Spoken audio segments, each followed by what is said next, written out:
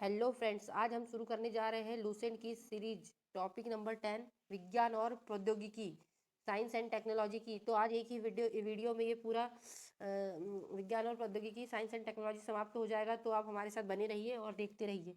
तो ठीक है, हम स्टार्ट करते हैं बिना किसी देरी के। भारतीय अंतरिक्ष अनुसंधान टॉपिक है। तो इसके अंदर है भारतीय अंतरिक्ष अनुसंधान समिति का गठन 1962 में प्रसिद्ध अंतरिक्ष वैज्ञानिक डॉक्टर विक्रम साराभाई, भारतीय अंतरिक्ष कार्यक्रम के जनक भी कहा जाता है। ये अंडरलाइन कर लीजिए। पूछा जा सकता है कि भारतीय अंतरिक्ष कार्यक्रम के जनक किसे कहते हैं, तो डॉक्टर विक्रम साराभाई की अध्यक्षता में किया गया, जिसने परमाणु ऊर्जा विभाग के अंतर्गत कार्य करना प्रारंभ किया। भारतीय राष्ट्रीय अंतरिक्ष अनुसंधान समिति का पुनर्गठन करके, और जो ये भारतीय अंतरिक्ष अनुसंधान समिति जो बनी थी 1962 में, उसी का पुनर्गठन करके 15 अगस्त 1969 को भारतीय अंतरिक्ष अनुसंधान संगठन यानी कि इसरो की स्थापना की गई। भारतीय अंतरिक्ष कार्यक्रमों को सुचारू रूप से संचालित करने के लिए अंतरिक्ष आयोग और भारतीय अंतरिक्ष कार्यक्रम जो थे उसको सुचारू रूप से संचालित करने के लिए भारतीय अंतरिक्ष आयोग और अंतरिक्ष विभाग का 1972 में गठन किया गया तथा इसरो को अंतरिक्ष विभाग के नियंत्रण में रखा गया तो पूछा जा सकता है कि इसरो कौन से विभाग के अंतर्गत कार्य करता है, तो वह है अंतरिक्ष विभाग के अंतर्गत। और अंतरिक्ष विभाग और अंतरिक्ष आयोग का गठन हुआ था 1972 में। वस्तुतः मैं जो भी क्वेश्चन मैं आपको बोलूंगी कि अंडरलाइन कीजिए तो ये इंपॉर्टेंट रहेगा, इसको अंडरलाइन कर लीजिएगा क्योंकि ये कोई ना कोई एग्जाम में आपको पूछा जा सकता है। अब आगे हम पढ़ते हैं। वस्तुतः भारतीय अंतरिक्ष कार्यक्रम की शुरुआत नवंबर 1963 में तिरुवनंतपुरम स्थित सेंट मैरी मैगडेनल चर्च के कमरे में हुई थी। तो जो भारतीय अंतरिक्ष कार्यक्रम की शुरुआत हुई थी नवंबर 1963 में तिरुवनंतपुरम केरल के अंदर जो सेंट मैरी मैगडेनल चर्च में के कमरे में हुई थी 21 नवंबर 1963 को। देश का पहला साउंडिंग रॉकेट नाइट एपास अमेरिका निर्मित को थुम्बा भूमध्य रेखीय रॉकेट प्रक्षेपण केंद्र TERLS से प्रक्षेपित किया गया। ठीक है, अब हम आगे अब पढ़ते हैं कि अंतरिक्ष विज्ञान के क्षेत्र में कुछ महत्वपूर्ण घटनाएं, जैसे कि देखिए 4 अक्टूबर 1957 को स्पुतनिक 1 अंतरिक्ष यान के नाम है ये, दिनांक दिया और उपलब्धि। स्पुतनिक 1 पूर्व सोवियत संघ द्वारा अंतरिक्ष में प्रमोचित सबसे पहला उपग्रह। 3 नवंबर 1957 स्पुतनिक 2 अंतरिक्ष में जीवित कुत्ते लाइका को ले जाने वाला पहला उपग्रह। 18/12/1958 स्कोर अंतरिक्ष में स्थापित पहला संचार उपग्रह। पूछा जा सकता है कि अंतरिक्ष में पहला संचार उपग्रह कब स्थापित किया गया, तो 1958 में स्कोर नाम का। अब आगे पढ़ते हैं। पहला अंतरिक्ष यान जिसने चंद्रमा के उस पृष्ठ के चित्र भेजे जो पृथ्वी पर दिखाई नहीं देते, लूना 3, 4 अक्टूबर 1959। अब आगे हम पढ़ते हैं। मानव द्वारा पहला अंतरिक्ष यात्रा पूर्व सोवियत संघ के यूरी गार्गिन ने पृथ्वी का एक प्रक्रम 12 अप्रैल 1961 में किया। तो ये था ओल स्टॉक फर्स्ट के नाम से था, 12/4/1961 में। अब हम आगे पढ़ेंगे। पूर्व सोवियत संघ की वैलेंटाइना टेरिस्कोवा प्रथम महिला अंतरिक्ष यात्री बनी। वोल्कास उनका ओस्टॉक 6 के द्वारा गई ये 4/12/1963 को। व्यावसायिक उपयोग के लिए पहला संचार उपग्रह इंटेलसेट 6 अप्रैल 1965 में भेजा गया। पहला अंतरिक्ष यान जो किसी अन्य ग्रह अर्थात शुक्र ग्रह पर उतरा हुआ, तो वेनेरा 3 16/11/1965 को। चंद्रमा तल पर सफलतापूर्वक उतरने वाला पहला अंतरिक्ष यान लूना 9 21/10/1968। सबसे पहला प्रयोगात्मक अंतरिक्ष केंद्र सोयूज 4 14/11/1969। नील आर्मस्ट्रॉन्ग चंद्रमा पर कदम रखने वाला पहला मानव बना। कौन बना? Neil Armstrong. इसके बाद एल्ड्रिन चंद्रमा की धरती पर उतरा, तो 16/7/1969 अपोलो 11 के द्वारा अंतरिक्ष यान से गए थे। अब मंगल ग्रह पर पहली बार अंतरिक्ष यान उतारा मार्च 2 19/5/1971 को। अब हम आगे पढ़ेंगे अंतरिक्ष केंद्र और उसकी इकाइयां। तो अंतरिक्ष केंद्र, तो देखिए विक्रम साराभाई अंतरिक्ष केंद्र तिरुवनंतपुरम VSSC VSSC विक्रम साराभाई अंतरिक्ष केंद्र तिरुवनंतपुरम। यह केंद्र रॉकेट अनुसंधान एवं प्रक्षेपण यान विकास परियोजना को बनाने और उन्हें क्रियान्वित करने में अग्रणी भूमिका निभाता है। अभी तक के सभी प्रक्षेपण यानों यथा SLV-3, SLV,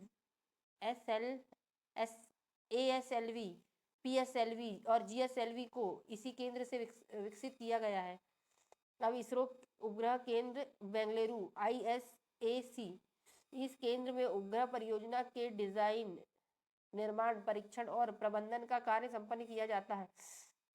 अंतरिक्ष उपयोग केंद्र अहमदाबाद SAC, इस केंद्र में प्रमुख कार्यों में दूरसंचार एवं टेलीविजन में उपग्रह का प्रयोग, प्राकृतिक संसाधनों के सर्वेक्षण और प्रबंधन के लिए दूर संवेदन, मौसम विज्ञान, भूमापन, पर्यावरण पर्यवेक्षण आदि शामिल है। सार केंद्र SHAR, सार केंद्र श्रीहरिकोटा, यह इसरो का प्रमुख प्रक्षेपण केंद्र है जो आंध्र प्रदेश के पूर्वी तट पर स्थित है। इस केंद्र में भारतीय प्रक्षेपण यान के ठोस ईंधन रॉकेट के विभिन्न चरणों का पृथ्वी पर परीक्षण तथा प्रणोदन कर प्रसंस्करण भी किया जाता है। द्रव्य प्रणोदन प्रणाली केंद्र LPSC तिरुवनंतपुरम, बेंगलुरु और महेंद्रगिरी तमिलनाडु में इस केंद्र की शाखाएं हैं। यह केंद्र इसरो के उपग्रह प्रक्षेपण यानों और उपग्रह के लिए द्रव्य ईंधन से चलने वाली संचालक नियंत्रण प्रणालियों और इंजनों के डिजाइन, विकास और आपूर्ति के लिए कार्यरत है। महेंद्रगिरी में द्रव्य ईंधन से चलने वाले रॉकेट इंजनों का परीक्षण की सुविधा उपलब्ध है। इसरो टेलीमेट्री निगरानी एवं नियंत्रण नेटवर्क ISTRAC, इस नेटवर्क का मुख्यालय एवं उपग्रह नियंत्रण केंद्र बेंगलुरु में स्थित है। श्रीहरिकोटा, तिरुवनंतपुरम, बेंगलुरु, लखनऊ, पोर्ट ब्लेयर और मॉरिशस में इसके भू केंद्र है। इसका प्रमुख कार्य इसरो के प्रक्षेपण यानों एवं उपग्रह मिशनों तथा अन्य अंतरिक्ष एजेंसियों को टेलीमेट्री, निगरानी और नियंत्रण सुविधा प्रदान करना है। मुख्य नियंत्रण सुविधा हासन MCF इनसेट उपग्रह के प्रक्षेपण के बाद भी सभी विधियों यथा उपग्रह को कक्षा में स्थापित करना, केंद्र से उपग्रह का नियमित संपर्क स्थापित करना तथा कक्षा में उपग्रह की सभी क्रियाओं पर निगरानी एवं नियंत्रण का दायित्व कर्नाटक के हासन स्थित मुख्य नियंत्रण सुविधा के पास है। इसरो द्वारा दूसरा मुख्य नियंत्रण सुविधा केंद्र मध्य प्रदेश के भोपाल में 11 अप्रैल 2005 में स्थापित किया। इसे अंडरलाइन कर लीजिए कि भोपाल में कब स्थापित किया। तो मुख्य नियंत्रण सुविधा केंद्र इसरो का दूसरा मध्य प्रदेश के भोपाल में 11 अप्रैल 2005 को स्थापित किया। इसरो जड़त्व प्रणाली इकाई तिरुवनंतपुरम IIScu, इसरो की इस इकाई का प्रमुख कार्य प्रक्षेपण यानों और उपग्रहों के लिए जड़त्व प्रणाली का विकास करना है। भौतिक अनुसंधान प्रयोगशाला अहमदाबाद PRL अंतरिक्ष विभाग के अंतर्गत कार्यरत यह संस्थान अंतरिक्ष और संबंध विज्ञान में अनुसंधान एवं विकास करने वाला प्रमुख राष्ट्रीय केंद्र है। राष्ट्रीय दूरसंवेदी एजेंसी हैदराबाद NRSA अंतरिक्ष विभाग के अंतर्गत कार्यरत यह एजेंसी उपग्रह से प्राप्त आंकड़ों का उपयोग करके पृथ्वी के संसाधनों की पहचान, वर्गीकरण और निगरानी करने की जिम्मेदारी निभाती है। इसका प्रमुख केंद्र बालानगर में है। इसके अतिरिक्त देहरादून में स्थित भारतीय दूरसंवेदी संस्थान भी राष्ट्रीय दूरसंवेदी एजेंसी का ही एक अंग है।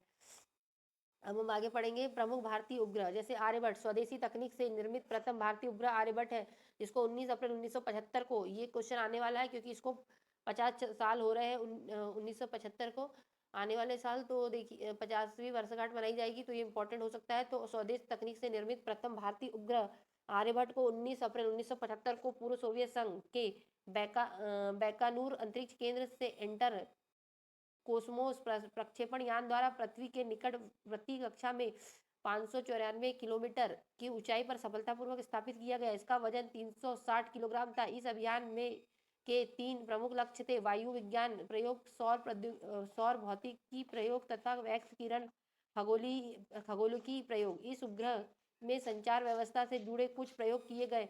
विशुद्ध रूप से वैज्ञानिक उपग्रह के रूप में विकसित आर्यभट्ट को सक्रिय कार्य विधि मात्र 6 माह निर्धारित की गई थी, परंतु उन्होंने मार्च 1980 तक अंतरिक्ष में आंकड़े भेजने का कार्य किया। उपग्रहों के प्रकार, परिक्रमा पथ के माप। अब हम पढ़ेंगे उपग्रहों के प्रकार। तो परिक्रमा पथ के मापदंडों के आधार पर उपग्रहों के 4 प्रकार हैं।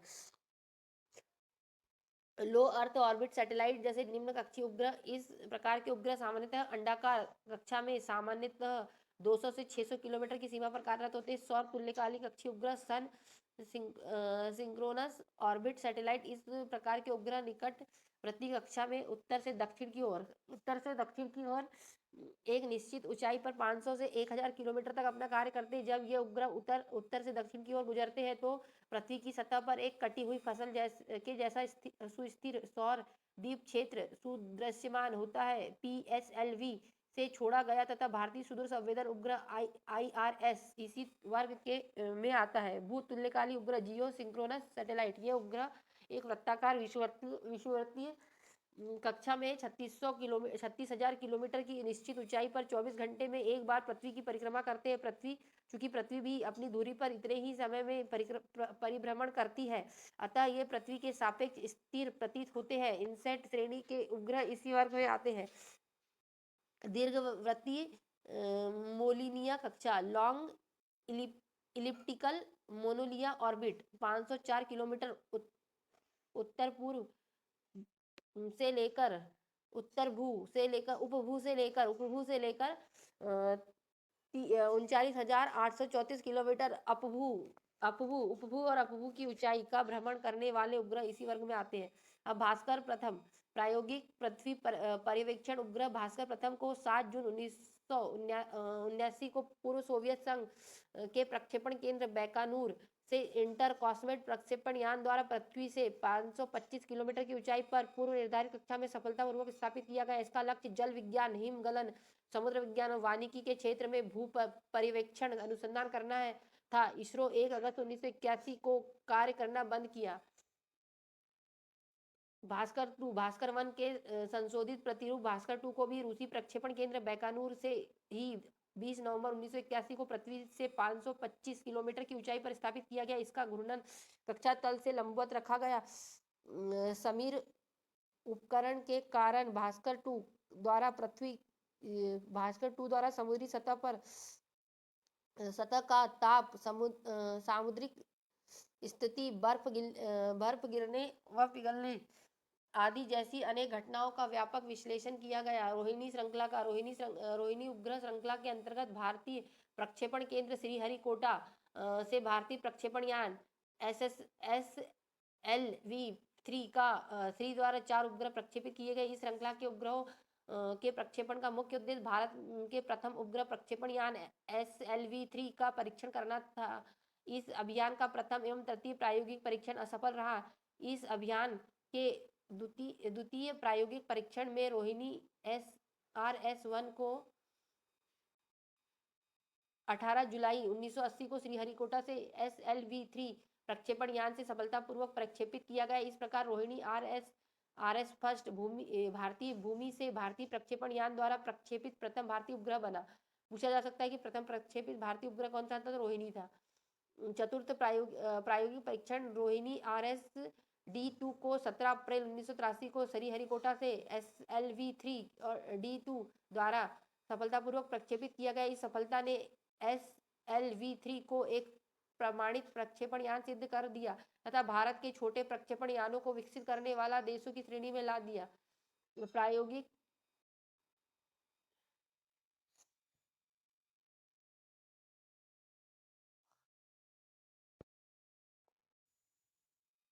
प्रायोगिक संचार उपग्रह एप्पल भारत का पहला संचार उपग्रह था जिसे भू स्थैतिक कक्षा में स्थापित किया गया था। भारत के प्रथम प्रायोगिक संचार उपग्रह एप्पल को 19 जून 1981 को फ्रेंच गुयाना के कोरू अंतरिक्ष प्रक्षेपण केंद्र से यूरोपीय अंतरिक्ष एजेंसी के एरियन 4 प्रक्षेपण यान द्वारा भू स्थिर कक्षा में लगभग 3600 किलोमीटर की ऊंचाई पर स्थापित किया गया। इस उपग्रह का उपयोग राष्ट्रीय संचार व्यवस्था को आधुनिक बनाने, घरेलू संचार व्यवस्था, रेडियो नेटवर्क, डाटा संप्रेषण, दूर दराज के क्षेत्रों में संचार व्यवस्था स्थापित करने, भूस्थैतिक कक्षा में उपग्रहों के प्रक्षेपण की तकनीक का ज्ञान प्राप्त करने तथा संचार के लिए प्रयुक्त सी बैंड ट्रांसपोंडर के प्रयोग आदि में किया गया। एप्पल से प्राप्त तकनीकी अनुभव ने इनसेट श्रृंखला का निर्माण एवं विकास में महत्वपूर्ण भूमिका निभाई। विस्तारित रोहिणी उपग्रह श्रृंखला श्वास इस श्रृंखला का उद्देश्य 100 से लेकर 150 किलोग्राम वर्ग के उपग्रहों का निर्माण करना था, जिन्हें संवर्धित उपग्रह प्रक्षेपण यान augmented satellite launch vehicle ASLV द्वारा छोड़ा गया था। इस श्रृंखला के तहत 4 उपग्रह सॉर्स 1, सॉर्स 2, सॉर्स 3 तथा सॉर्स 4 प्रक्षेपित किया गया। सॉर्स 1 एवं सॉर्स 2 असफल रहा। भारतीय राष्ट्रीय उपग्रह इनसेट प्रणाली भारतीय राष्ट्रीय अंतरिक्ष उपग्रह प्रणाली अर्थात इनसेट प्रणाली एक बहुउद्देशीय कार्यरत उपग्रह प्रणाली है, जो एशिया प्रशांत क्षेत्र में सबसे बड़ी घरेलू संचार उपग्रह प्रणालियों में से एक है। इसका उपयोग लंबी दूरी के घरेलू संचार, ग्रामीण क्षेत्र के उपग्रह के माध्यम से सामुदायिक दूरदर्शन के सीधे राष्ट्रव्यापी प्रसारण को बेहतर बनाने, भू स्थिर ट्रांसमीटर के माध्यम से पुनः प्रसारण हेतु आकाशवाणी तथा दूरदर्शन कार्यक्रमों को देश भर में प्रसारित करने, मौसम संबंधी जानकारी, वैज्ञानिक अध्ययन हेतु भू सर्वेक्षण तथा आंकड़ों के संप्रेषण के लिए में किया गया। इनसेट प्रणाली अंतरिक्ष विभाग, दूरसंचार विभाग, भारतीय मौसम विभाग, आकाशवाणी तथा दूरदर्शन का संयुक्त प्रयास है, जबकि इनसेट अंतरिक्ष कार्यक्रमों की व्यवस्था, निगरानी और संचालन का पूर्ण दायित्व अंतरिक्ष विभाग को सौंपा गया है। इनसेट प्रणाली के प्रथम पीढ़ी के 4 उपग्रह INSAT 1A, 1B, 1C, 1D, द्वितीय पीढ़ी के 5 उपग्रह INSAT 2A, 2B, 2C, 2D, 2E, तृतीय पीढ़ी के 5 उपग्रह 3A, 3B, 3C, 3D, 3E तथा चौथी पीढ़ी के 7 उपग्रह प्रक्षेपण की योजना बनाई गई। चौथी पीढ़ी के उपग्रह में 4A, 4C, 4B तथा 4CR का प्रक्षेपण हो चुका है। भारतीय दूर संवेदी उपग्रह प्रणाली भारत में राष्ट्रीय प्राकृतिक संसाधन प्रबंधन प्रणाली की सहायता के लिए भारतीय दूर संवेदी उपग्रह प्रणाली Indian remote sensing satellite IRS का विकास किया गया। इसका मुख्य उद्देश्य प्राकृतिक संसाधनों जैसे कि मृदा, जल, भूजल, सागर, वन आदि का सर्वेक्षण और सतत निगरानी करना था। दूर संवेदी उपग्रह प्रणाली के अंतर्गत पृथ्वी के गर्भ में छिपे संसाधनों को स्पर्श किए बिना उत्कीर्ण विधि द्वारा विश्वसनीय और प्रमाणित जानकारी उपलब्ध कराई जाती है। इसके तहत उपग्रह में लगे इलेक्ट्रॉनिक्स कैमरे से पृथ्वी पर स्थित वस्तुओं का चित्र लेते हैं और उन चित्रों के विश्लेषण से जानकारी प्राप्त करते हैं। दूर संवेदी उपग्रह के उपयोग से सुदूर संवेदन की प्रक्रिया को एक निश्चित अंतराल के बाद दोहराकर किसी स्थान विशेष पर समयानुसार हो रहे परिवर्तनों का बारीकी से अध्ययन किया जाता है। वर्तमान में IRS उपग्रह किसी विशेष स्थान पर लगभग प्रत्येक 3 सप्ताह के बाद गुजरता है। इस प्रणाली के तहत प्रक्षेपित किए गए उपग्रह है IRS-1A, IRS-1B, IRS-1E, IRS-P2, IRS-1C, IRS-P4, IRS-P6, Cartosat 1, 2 एवं 3 आदि। नोट: कार्टोसैट 1 देश का प्रथम मैपिंग सैटेलाइट है। ये स्टार लगा लीजिए 3। पूछा जा सकता है कि कार्टोसैट देश का प्रथम मैपिंग सैटेलाइट कौन सा है, तो कार्टोसैट फर्स्ट है। मैटसैट भारतीय अंतरिक्ष कार्यक्रम के तहत भारतीय अंतरिक्ष अनुसंधान संगठन इसरो ने 12 सितंबर 2002 को श्रीहरिकोटा आंध्र प्रदेश के सतीश धवन अंतरिक्ष केंद्र से ध्रुवीय उपग्रह प्रक्षेपण यान C4 के माध्यम से देश के पहले मौसम संबंधी विशिष्ट उपग्रह मैटसैट को भूस्थैतिक स्थानांतरण कक्षा जियो स्टेशनरी ट्रांसफर ऑर्बिट GTO में सफलतापूर्वक स्थापित किया। यह पहला मौका था जब किसी भारतीय अंतरिक्ष यान को 1000 किलोग्राम से अधिक भार के उपग्रह को भूस्थैतिक कक्षा से तात्पर्य जिस गति से पृथ्वी घूमती है उसी कोणीय गति से उपग्रह भी घूमेगा, जिसके कारण उपग्रह सदा पृथ्वी के एक विशेष स्थान के ऊपर स्थिर नजर रखेगा में स्थापित किया गया। इससे पूर्व सभी उपग्रह केवल ध्रुवीय कक्षा में ही स्थापित किए गए। मैटसैट की कक्षा दीर्घवृत्ताकार है, जिसमें पृथ्वी से निकटतम बिंदु 250 किलोग्राम की दूरी पर स्थित है, जबकि अधिकतम दूरी पर स्थित बिंदु 36,000 किलोग्राम की दूरी पर है। यह पहला अवसर था जब भारत ने मौसम संबंधी जानकारी प्राप्त करने के लिए स्वदेशी प्रक्षेपण यान से विशेष मौसम उपग्रह प्रक्षेपित किया। इससे पूर्व मौसम संबंधी जानकारी इनसेट श्रेणी के उपग्रह से प्राप्त की जाती थी। अंतरिक्ष में प्रथम भारतीय 3 अप्रैल 1984 को स्क्वाड्रन लीडर राकेश शर्मा अंतरिक्ष में जाने वाले प्रथम भारतीय बने। कौन है राकेश शर्मा? स्क्वाड्रन लीडर 3 अप्रैल 1984 को। वे 2 अन्य सोवियत अंतरिक्ष यात्रियों के साथ सोयूज T2 अंतरिक्ष यान से कजाकिस्तान के बैकाउनर कॉस्मोड्रोम से अंतरिक्ष में गए। स्क्वाड्रन लीडर राकेश शर्मा 11 अप्रैल 1984 को सुरक्षित पृथ्वी पर वापस लौट आए। तत्कालीन प्रधानमंत्री श्रीमती इंदिरा गांधी ने सोवियत संघ केंद्र पर स्क्वाड्रन लीडर राकेश शर्मा से बातचीत की। उन्होंने पूछा कि अंतरिक्ष में भारत कैसा दिखता है। शर्मा का उत्तर था, सारे जहां से अच्छा है। अंतरिक्ष यात्रियों के अलग अलग नाम: यूएस का एस्ट्रोनॉट्स, रूस का कॉस्मोनाइट्स, चीन का टाइकोनाइट्स। अब अंतरिक्ष में मानव भेजने वाला भारत 14वां राष्ट्र बना और स्क्वाड्रन लीडर राकेश शर्मा अंतरिक्ष में जाने वाले 139वें अंतरिक्ष यात्री बने। अंतरिक्ष में जाने वाली भारतीय मूल की प्रथम महिला कल्पना चावला थी। इनकी मृत्यु 1 फरवरी 2003 को अंतरिक्ष यान कोलंबिया के मिशन STS 107 के वातावरण में पुनः प्रवेश के कुछ देर के पश्चात नष्ट हो जाने से हो गई। चंद्रयान प्रथम। चंद्रयान के लिए भारत का पहला मिशन चंद्रयान प्रथम था। यह विश्व का 68वां चंद्र अभियान था। भारत ने अपने पहले चंद्रयान का प्रक्षेपण श्रीहरिकोटा के अंतरिक्ष सतीश धवन अंतरिक्ष केंद्र से 22 अक्टूबर 2008 को ध्रुवीय उपग्रह प्रक्षेपण वाहन PSLV C-11 के जरिए किया। प्रथम चंद्रमा अभियान सोवियत संघ ने 2 जनवरी 1959 को भेजा था तथा द्वितीय चंद्रमा अभियान 3 मार्च 1959 को अमेरिका ने भेजा था।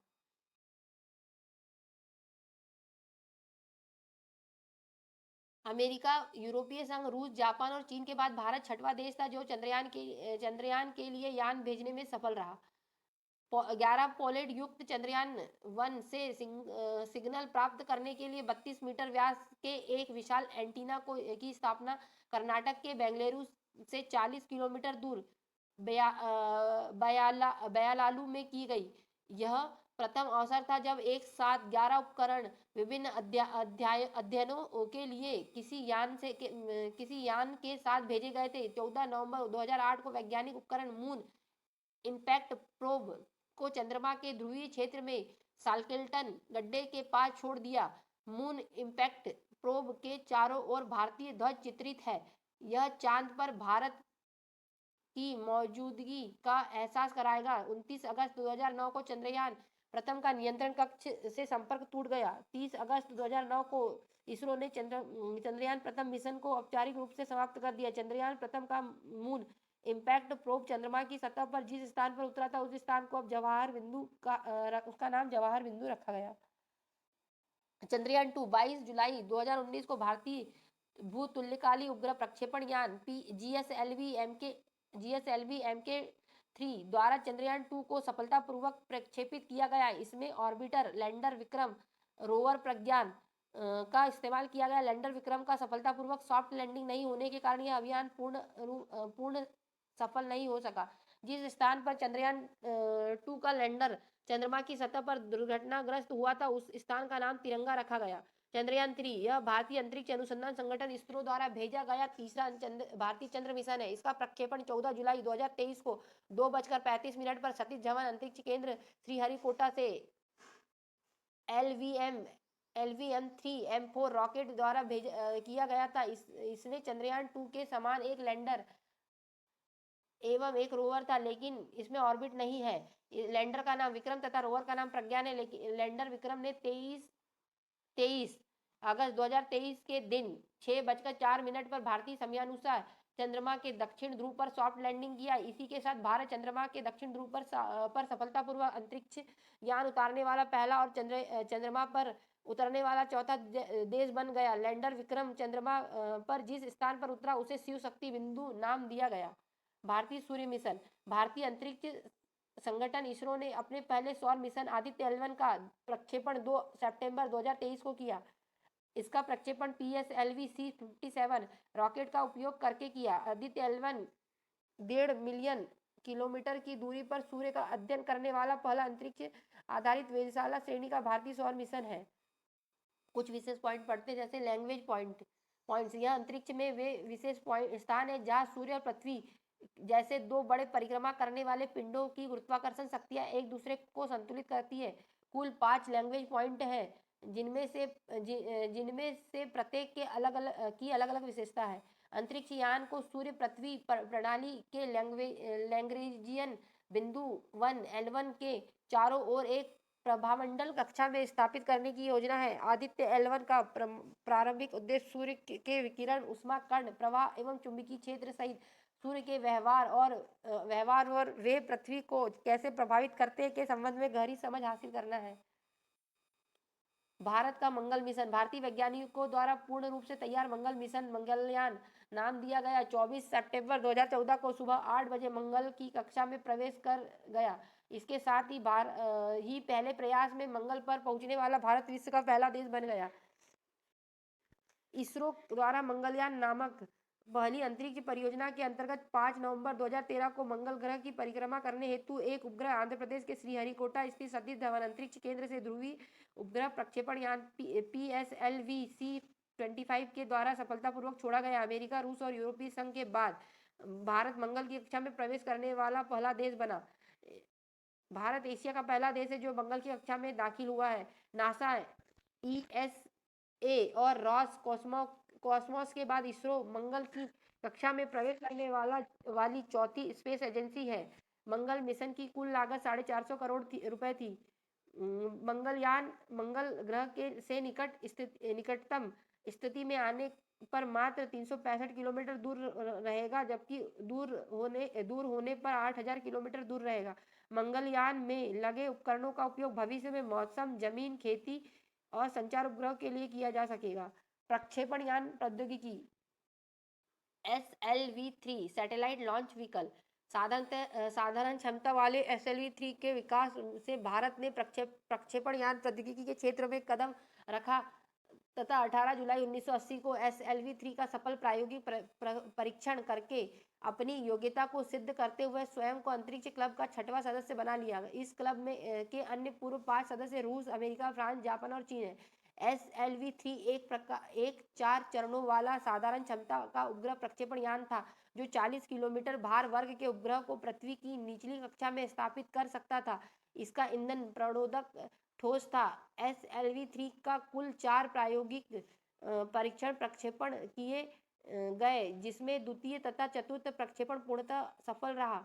17 अप्रैल 1983 को SLV-3 की चतुर्थ तथा अंतिम उड़ान द्वारा रोहिणी RSD-2 को सफलतापूर्वक निर्धारित कक्षा में स्थापित करने के बाद इस उपग्रह प्रक्षेपण यान के कार्यक्रम को बंद कर दिया गया। ASLV ऑर्गुमेंटेड सैटेलाइट लॉन्च व्हीकल संवर्धित उपग्रह प्रक्षेपण यान अर्थात ASLV वास्तव में ASLV-3 का ही संवर्धित रूप है। इससे 100 से 150 किलोग्राम भार वर्ग के उपग्रहों को पृथ्वी की निचली कक्षा में स्थापित करने के उद्देश्य से विकसित किया गया था। यह एक 5 चरणों वाला संवर्धित उपग्रह प्रक्षेपण यान था। ठोस प्रणोदक ईंधन से चलने वाले ASLV के स्ट्रैप ऑन प्रथम एवं द्वितीय चरण के लिए स्वदेशी तकनीक से विकसित हाइड्रोक्लिसल टर्मिनेटेड पॉली न्यूट्राइड NTPB प्रमोदक तथा तृतीय एवं चतुर्थ चरण के लिए HEF-20 प्रणोदक का प्रयोग किया गया था। ASLV के कुल 4 प्रक्षेपण कराए गए, जिनमें से ASLV-D1 24 मार्च 1987 एवं ASLV-D2 13 जुलाई 1988 की प्रथम दोनों प्रक्षेपण असफल सिद्ध हुए। PSLV polar satellite launch vehicle 1200 kilogram भार वर्ग तक के दूर संवेदी उपग्रहों को 900 किलोमीटर ऊंचाई तक की ध्रुवीय सूर्य तुल्यकालीन या समकालीन कक्षा में स्थापित करने के उद्देश्य से PSLV का देश में विकास किया गया। PSLV एक 4 चरणों वाला ध्रुवीय उपग्रह प्रक्षेपण यान है, जिसके प्रथम व तृतीय चरण में ठोस प्रणोदकों तथा द्वितीय तथा चतुर्थ में द्रव प्रणोदकों का उपयोग किया जाता है। ठोस प्रणोदकों के अंतर्गत हाइड्रोक्लोरिक टर्मिनल पॉली ब्यूटाराइड HTBP का ईंधन के रूप में तथा अमोनिया परमैंगनेट का ऑक्सीकारक के रूप में प्रयोग किया गया, जबकि द्रव्य प्रणोदक के रूप में मुख्य रूप से unsymmetrical die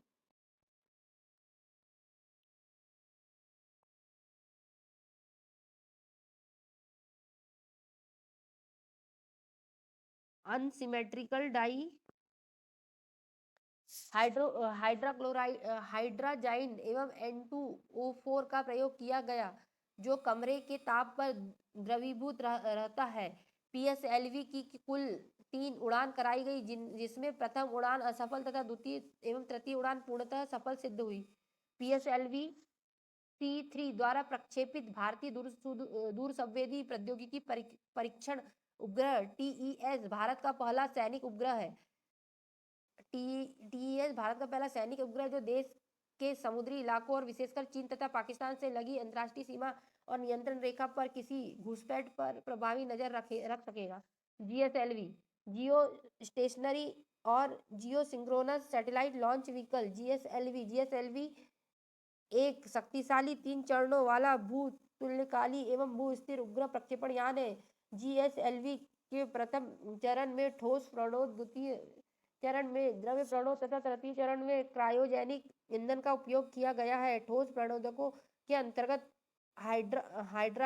हाइड्राक्लिसल terminated poly butadiene HTPB का ईंधन के रूप में तथा अमोनियम पर क्लोरेट का ऑक्सीकारक के रूप में प्रयोग किया जाता है। द्रव्य प्रणोदकों के अंतर्गत मुख्य रूप से अनसिमेट्रिकल डाइमिथाइल हाइड्राजाइन UDMH एवं N2O4 का प्रयोग किया जाता है, जो कमरे के ताप पर द्रवीभूत रहता है। क्रायोजेनिक तकनीक में प्रणोदक के रूप में अत्यंत निम्न ताप पर द्रव्य हाइड्रोजन -250 डिग्री सेल्सियस तथा द्रव्य ऑक्सीजन -183 डिग्री सेल्सियस का प्रयोग होता है।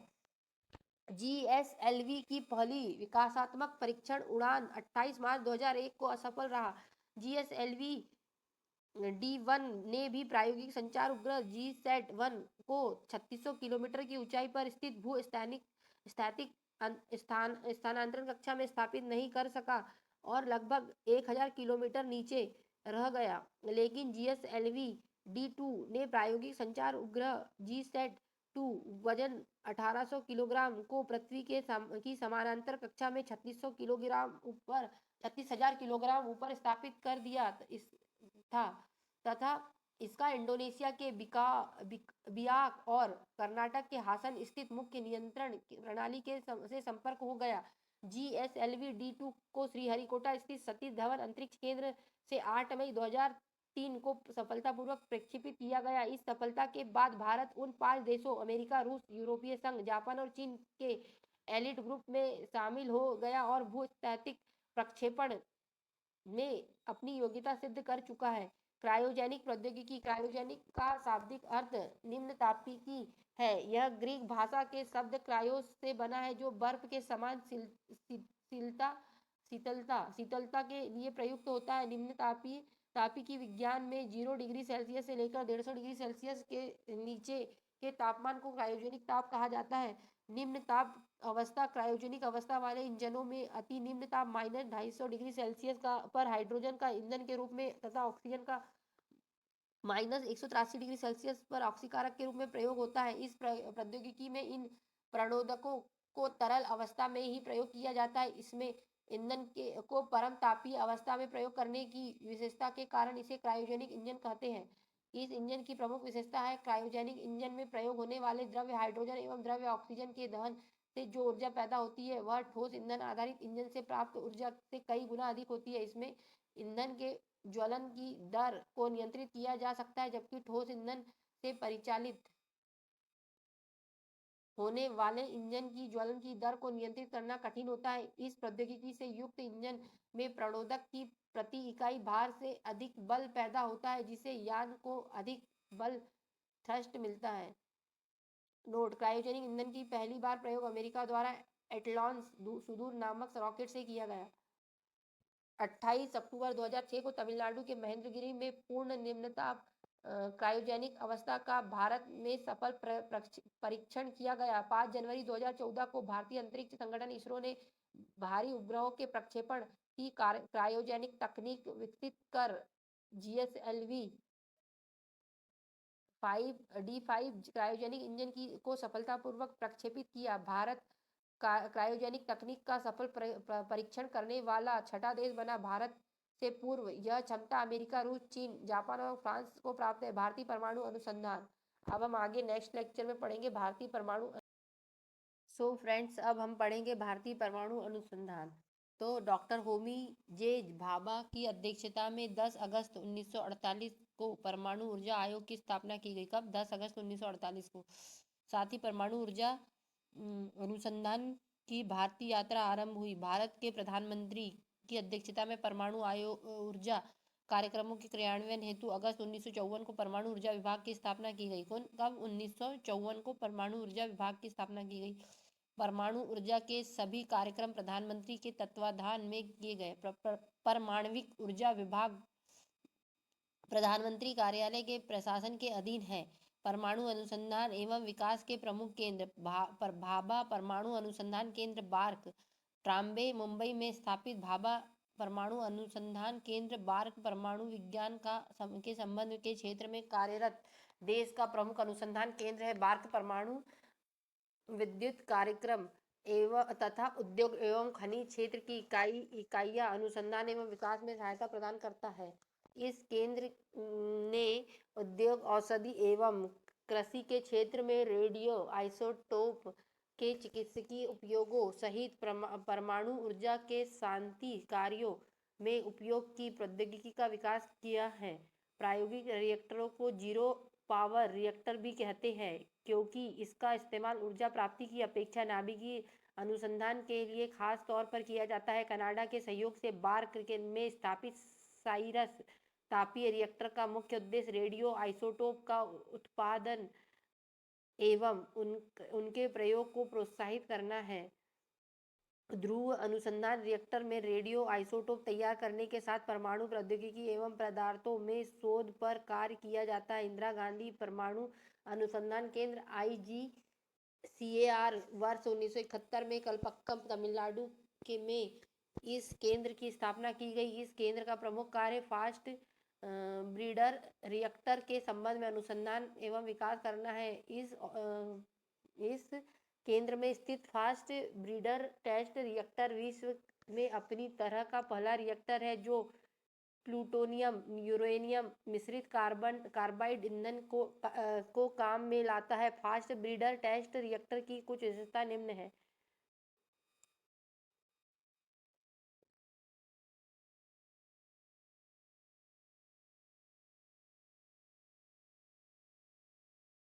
तो हम पढ़ेंगे बार्क के परमाणु रिएक्टर वर्ष और क्षमता। अप्सरा 1956 में 1 मेगावाट क्षमता का, साइरस 1960 में 40 मेगावाट, जर्लिना 1961 में, पूर्णिमा 1972 में और पूर्णिमा 2 1984 में 0 मेगावाट के थे तीनों, और ध्रुव 1985 100 मेगावाट, पूर्णिमा 3 1990 0 मेगावाट। अब हम आगे पढ़ेंगे विशेषताएं। तो इसमें श्रृंखला अभिक्रिया को तीव्र न्यूट्रॉनों के माध्यम से निरंतर जारी रखा जाता है। ताप रिएक्टर की अपेक्षा इसमें विखंडित न्यूट्रॉनों की संख्या अत्यधिक होती है। फास्ट ब्रीडर टेस्ट रिएक्टर में प्राकृतिक यूरेनियम का प्रयोग ताप रिएक्टर के अपेक्षा 60 से 70 गुना ज़्यादा होता है। इसमें रेडियोधर्मिता का उत्सर्जन अल्प मात्रा में होता है। इसमें शीतलक के रूप में सोडियम का प्रयोग किया जाता है, जबकि ताप रिएक्टर में जल का। फास्ट ब्रीडर टेस्ट रिएक्टर की रूपरेखा फ्रांस की रैपसोडी रिएक्टर पर आधारित है। उच्च प्रौद्योगिकी केंद्र कैट 1984 में इंदौर में स्थापित उच्च प्रौद्योगिकी केंद्र का मुख्य कार्य लेजर एवं त्वरणों के क्षेत्र में प्रौद्योगिकी का विकास करना है। लेजर अक्षर समूह का निर्माण light application by stimulated admission of radiation के संक्षिप्तीकरण से हुआ है, जिसका अर्थ है विकिरण उत्सर्जन के द्वारा प्रकाश का प्रवर्धन। लेजर एक ऐसी युक्ति है जिसमें विकिरण ऊर्जा के उत्सर्जन के द्वारा एक वर्णी प्रकाश प्राप्त किया जाता है। लेजर की खोज अमेरिका के हेजेज प्रयोगशाला में थियोडोर मैग के द्वारा 1960 में की गई। 1964 में बार्क ने गैलीलियम आर्सेनिक अर्धचालक लेजर का निर्माण किया।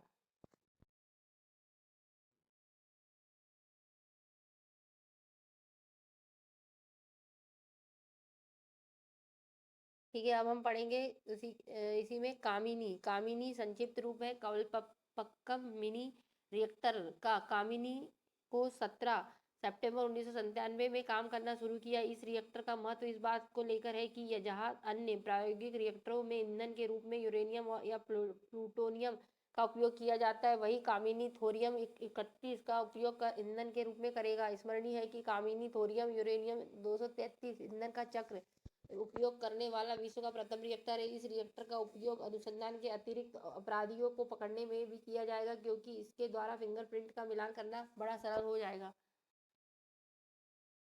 अब हम आगे पढ़ेंगे चौथे नंबर पर परिवर्तनीय ऊर्जा साइक्लोट्रॉन केंद्र VECC। यह केंद्र परमाणु भौतिकी, परमाणु रसायन शास्त्र, विभिन्न उद्योगों के लिए रेडियो समस्थानिकों के उत्पादन एवं रिएक्टरों को विभिन्न स्तरों से होने वाली क्षति के उच्च अध्ययन का राष्ट्रीय केंद्र है। इसका मुख्यालय कोलकाता में है।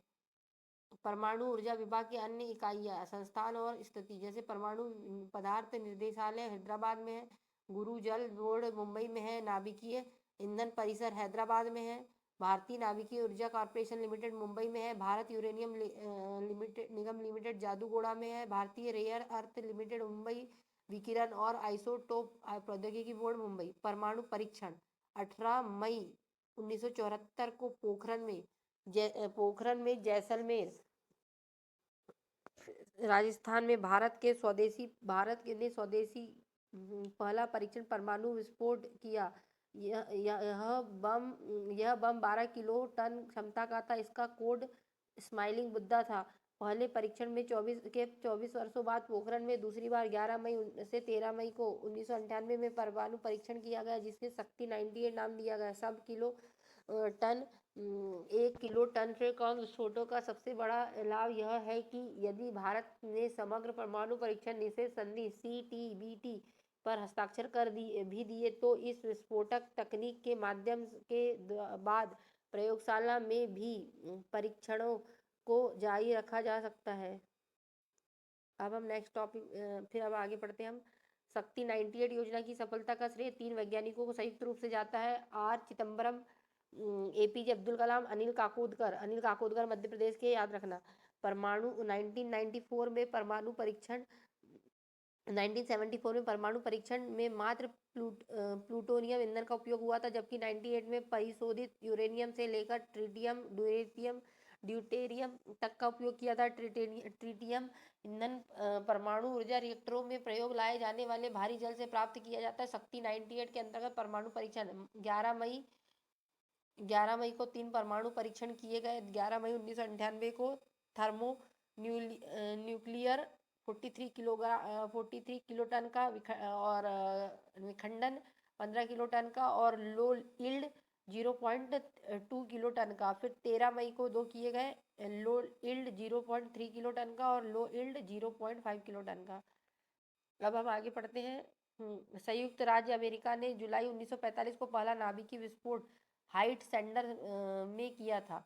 भारत के परमाणु विद्युत उत्पादन के प्रबंधन के लिए 1987 में भारतीय परमाणु विद्युत निगम लिमिटेड की स्थापना की गई। तारापुर परमाणु विद्युत गृह संयुक्त अमेरिका की सहायता से स्थापित भारत का पहला परमाणु विद्युत उपग्रह। ये स्टार लगा लीजिए, ये आ सकता है कि पहला परमाणु उपग्रह कब किसकी सहायता से। तारापुर परमाणु विद्युत गृह अमेरिका की सहायता से स्थापित किया गया भारत का पहला परमाणु विद्युत उपग्रह संयंत्र है। यहाँ अमेरिका से आयातित व संवर्धित यूरेनियम का ईंधन के रूप में प्रयोग किया जाता है। इस विद्युत ग्रह के लिए आवश्यक ईंधन की आपूर्ति अंतिम समय तक संयुक्त राज्य अमेरिका द्वारा की जाएगी। रावत भाटा परमाणु विद्युत ग्रह प्रारंभ में कनाडा के सहयोग से शुरू किया गया था। बाद में परियोजना स्वदेशी तकनीक से पूरी हुई रावत भाटा वाली। वर्तमान में भारत का सबसे बड़ा न्यूक्लियर पार्क है। अब भारत के प्रमुख विद्युत ग्रह तो परमाणु विद्युत गृह भारत का पहला तारापुर परमाणु विद्युत ग्रह 1 व 2 महाराष्ट्र में 1972 में स्थापना की गई थी।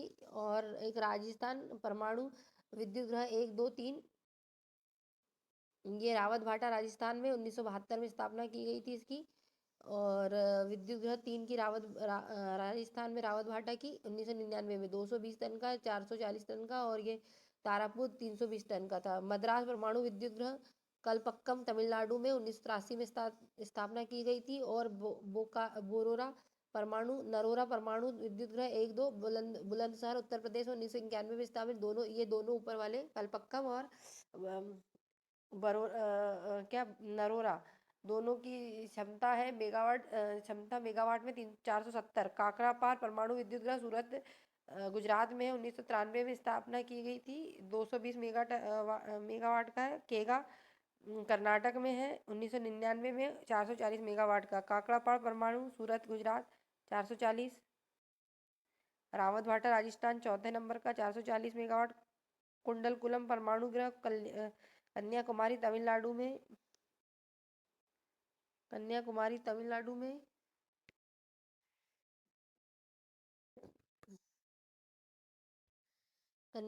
तमिलनाडु में 2000 मेगावाट का।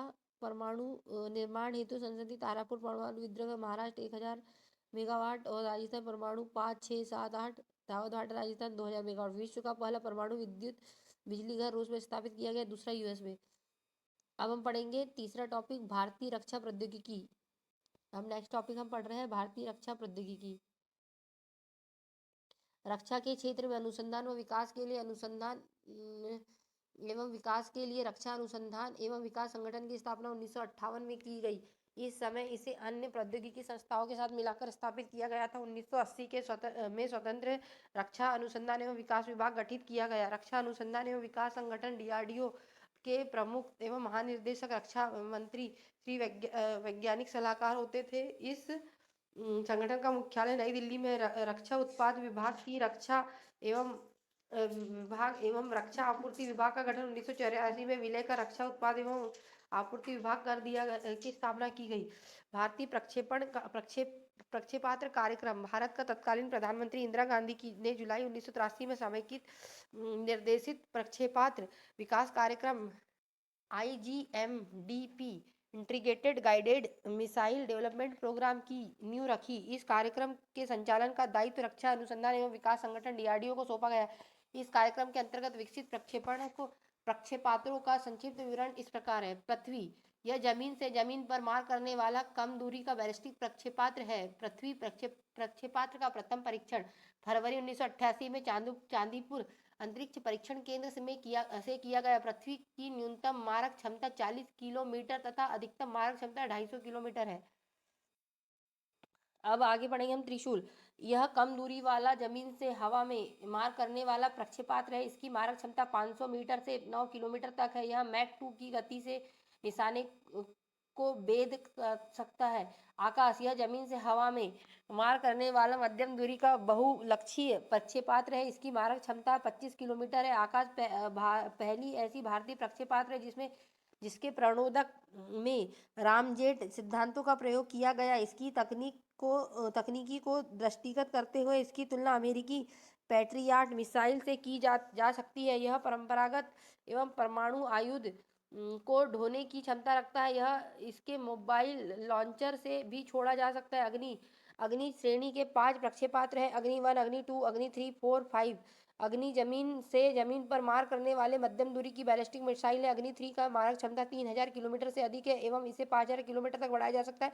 पनडुब्बी से छोड़ी जाने वाली अग्नि 3 SL का विकास भी किया जा रहा है। अग्नि 3 को पाकिस्तान की तरफ 3 तथा इजराइल के जोरिको 2 की श्रेणी में रखा जा सकता है। अग्नि 3 परंपरागत तथा परमाणु दोनों प्रकार के विस्फोटों को ले जाने की क्षमता रखती है। भारत ने 15 नवंबर 2011 को इंटरमीडिएट बैलिस्टिक मिसाइल अग्नि 4 का उड़ीसा के व्हीलर द्वीप से सफलतापूर्वक परीक्षण किया। प्रक्षेपात्र 3500 किलोमीटर तक मार करने में सक्षम है। इसमें ठोस प्रणोदक के 2 चरण और एक पोलैंड है। इसमें 2 स्तरीय हथियार प्रणाली है जो ठोस प्रणोदक से चलती है। यह जमीन से जमीन में मार करने वाली मिसाइल परमाणु हथियार को ले जाने में सक्षम है। भारत द्वारा 19 अप्रैल 2012 को अग्नि 5 का सफल परीक्षण किया गया। इस परीक्षण के साथ भारत भी अंतर महाद्वीपीय प्रक्षेपित प्रक्षेपात्र ICBM क्लब में शामिल हो गया, जिसने अब तक केवल 5 सदस्य अमेरिका, रूस, चीन, फ्रांस और यूनाइटेड किंगडम शामिल है। हालांकि 5,500 किलोमीटर से अधिक मारक दूरी को ही 1 CBM श्रेणी में माना जाता है, लेकिन अग्नि 5 की मारक दूरी इस अंतर्राष्ट्रीय मापदंड से 500 किलोमीटर कम है। अग्नि 5 की जद में बीजिंग और शंघाई सहित अधिकांश चीन, पाकिस्तान, दक्षिण एशिया, यूरोप एवं अफ्रीका के कुछ हिस्से आते हैं। अमेरिका और ऑस्ट्रेलिया अग्नि 5 की सीमा से बाहर है। इसमें सैटेलाइट प्रक्षेपण की क्षमता है। इससे अनेक छोटे छोटे मिसाइलों को छोड़ा जा सकता है। अग्नि 5 सैटेलाइट रोधी मिसाइल है। नाग, यह टैंक रोधी निर्देशित प्रक्षेपात्र है। इसकी मारक क्षमता 4 किलोमीटर है। यह प्रथम सफल परीक्षण नवंबर 1990 में किया गया। दागो और भूल जाओ टैंक रोधी प्रक्षेपात्र भी कहा जाता है, क्योंकि इसे एक बार दागे जाने के पश्चात पुनर्निर्देशित करने की आवश्यकता नहीं पड़ती। अब हम पढ़ेंगे रक्षा उत्पाद एवं आपूर्ति विभाग से जुड़े सार्वजनिक संस्थान, जैसे हिंदुस्तान एरोनॉटिकल लिमिटेड, इसका मुख्यालय बेंगलुरु में है। भारत इलेक्ट्रॉनिक्स लिमिटेड और भारत अर्थ मूवर्स लिमिटेड, ये तीनों का मुख्यालय बेंगलुरु में है। और देखिए, भारत अर्थ मूवर्स लिमिटेड और हिंदुस्तान एरोनॉटिक्स लिमिटेड की स्थापना 1964 में की थी और भारत इलेक्ट्रॉनिक्स लिमिटेड की स्थापना 1954 में की थी। मझगावा डाक लिमिटेड मुंबई में 1960 में स्थापना। Goa shipyard limited Vasco da Gama में मुख्यालय है। भारत डायनामिक्स लिमिटेड हैदराबाद में मुख्यालय है और मिस्र धातु निगम लिमिटेड हैदराबाद में मुख्यालय है। डायनामिक्स की स्थापना हुई थी 1970 में और हैदराबाद में मिस्र धातु निगम लिमिटेड की 1973 में।